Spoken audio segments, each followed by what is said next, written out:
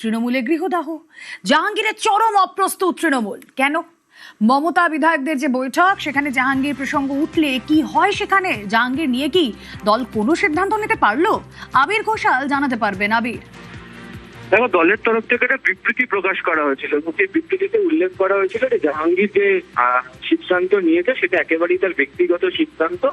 সেই সিদ্ধান্তের সঙ্গে দল যুক্ত নয় বা দল সহমত নয়, এটা বুঝিয়ে দেওয়ার চেষ্টা করা হয়েছিল। কিন্তু আজকে তৃণমূল কংগ্রেসের যারা বিধায়করা রয়েছেন তাদেরকে নিয়ে যে দলীয় বৈঠক চলছিল, সেই বৈঠকের মধ্যে জাহাঙ্গীর ইস্যুতে কার্যত সরগরম হয় এবং তৃণমূল কংগ্রেসের বিধায়কদের তরফ থেকে, বিশেষ করে ঋতব্রত বন্দ্যোপাধ্যায়, সন্দীপন সাহাদের মতো যারা বিধায়করা রয়েছেন, তারা পরিষ্কার করে প্রশ্ন তোলেন যে জাহাঙ্গীরকে কেন বহিষ্কার করা হচ্ছে না।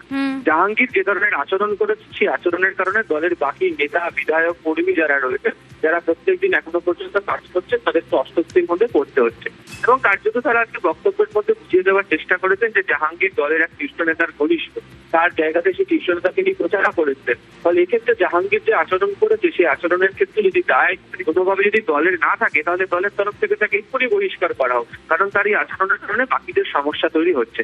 যদিও সূত্রের খবর, বৈঠকের মধ্যে বলা হয় যে জাহাঙ্গীর নিয়ে দলের অবস্থান কি সেটা এক্সপ্যান্ডেন্স বা তাদের সোশ্যাল মিডিয়া প্ল্যাটফর্মে বিবৃতি আকারে প্রকাশ করা হয়েছে, কিন্তু তা মানতে রাজি নন দলের বিধায়কদের একাংশ।